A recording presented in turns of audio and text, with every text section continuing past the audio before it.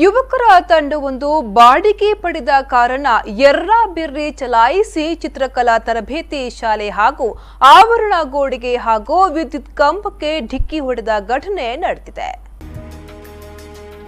ಉಡುಪಿಯ 3 ಯುವಕರು ನಿನ್ನೆ ತಡರಾತ್ರಿ ಕರಾವಳಿ ಜಂಕ್ಷನ್ನಿಂದ ಮಣಿಪಾಲದ ಕಡೆಗೆ ಸ್ಕಾರ್ಪಿಯೋ ಸೆಲ್ಫ್ ಡ್ರೈವ್ನಲ್ಲಿ ಬಾಡಿಗೆ ಕಾರನ್ನು ಅತಿ ವೇಗವಾಗಿ ಚಲಾಯಿಸಿ ಸಿಟಿ ಬಸ್ ನಿಲ್ದಾಣದ ಬಳಿಯಿರುವ ಚಿತ್ರಕಲಾ ಶಾಲೆಯ ಆವರಣದ ಗೋಡೆಗೆ ಹಾಗೂ ವಿದ್ಯುತ್ ಕಂಬಕ್ಕೆ ಡಿಕ್ಕಿ ಹೊಡೆದಿದ್ದಾರೆ.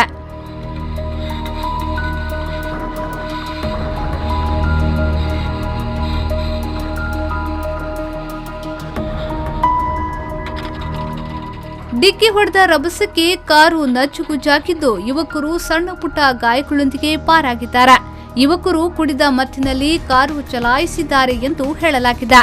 ವಿದ್ಯುತ್ ಕಂಬ ಮುರಿದಿದ್ದು ಆವರಣ ಗೋಡೆಯೊಂದು ಸಂಪೂರ್ಣ ಹಾನಿಯಾಗಿದೆ. ಯಾರಾದರೂ ದೂರು ನೀಡಿದ ಬಳಿಕವಷ್ಟೇ ಯುವಕರನ್ನ ವಿಚಾರಣೆ ನಡೆಸುತ್ತೇವೆ ಎಂದು ಉಡುಪಿ ಸಂಚಾರಿ ಪೊಲೀಸರು ತಿಳಿಸಿದ್ದಾರೆ.